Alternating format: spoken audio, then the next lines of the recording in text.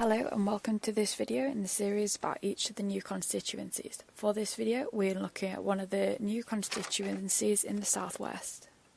In this short video we will look at the details on the new constituency, how this new one is formed, the previous results, the 2019 results, current candidates, and make predictions with different levels of how bad of a day it might be for the Conservatives. Please comment below for anything you'd like to see and subscribe to our channel to see new updates that we'll do and discussion videos as the election gets closer. There are lots of changes with boundaries in the next election, so we're going to give a quick overview of how the boundaries are changing and how it's going to affect each seat. Only 65 seats, or 10% of the seats, are staying the same, so here we're going to compare how the new seat compares to the main one that is replacing. There are some huge changes, such as the city of Chester, which now has 2 seats, but some seats are being completely dissolved, with populations moved to neighbouring seats. So why are the boundaries changing? Every so often there are boundary changes to represent the current population movements. Some of them are based on land, without any population, and some of them are just because of population, for example new housing estates. 2021 was the census year, which has helped inform these changes. The last major change in the boundaries was 2010. Now let's look at some of the details about the constituency. There are 8 regions in England, with Scotland, Wales and Northern Ireland on a country basis. There are 32 seats in Wales, 57 in Scotland, 18 in Northern Ireland and an average of 60 in each of the English regions. The population can vary hugely. The highest is nearly 152,000, which is in Birmingham Ladywood, while the lowest is less than 27,000, which is in the Western Isles of Scotland, which also has the lowest electorate at 21,000. The average population is 103,000 and the average electorate is 73,000.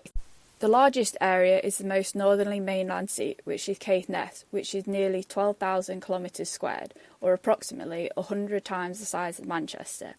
The average is 380, while the smallest is only 6.8. The average percentage of the 16 to 49-year-olds is 41%, with the highest in Leeds Central and the lowest in North Norfolk, which also has the highest 65+. The average 65+ is 38%, with the minimum at 15%, which is in the area around Canary Wharf. Density averages nearly 1,400, with the highest in Bethnal Green and the lowest in Caithness. This constituency has a boundary change. There is a boundary change here, but it hasn't taken in any more areas. When we're looking at the winner in 2019, it's a bit more relevant to the seats that are now made up from multiple old seats. Nevertheless, this is the result from 2019, with the winner and whether the seat was held or it changed. Here are the winning party and those that came second, and also the majority. The size of the majority is key when considering how this seat might change. Maybe not so much when there's a big Labour majority or Lib Dems, but for pretty much any Conservative seat, it's possibly not considered safe, bar a very extreme few. The same for the SNP. Some of these are really up for grabs, particularly for Labour and the Lib Dems.